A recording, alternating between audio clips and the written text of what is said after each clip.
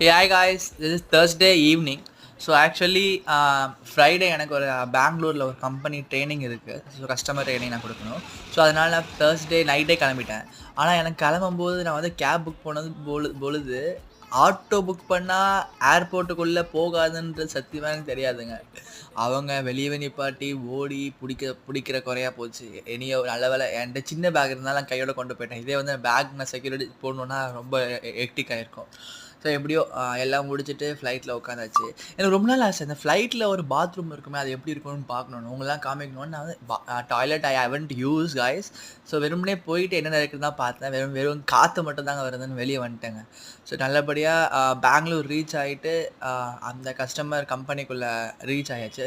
கம்பெனிக்கு reach ஆகிறதுக்குள்ளே almost 1 o'clock 1:30 ஆகிடுச்சு, mid night. அப்புறமா ட்ரைனிங் எல்லாம் கஸ்டமர் கொடுத்துட்டு கெத்தாக வெளியே வந்தாச்சு. Bye guys.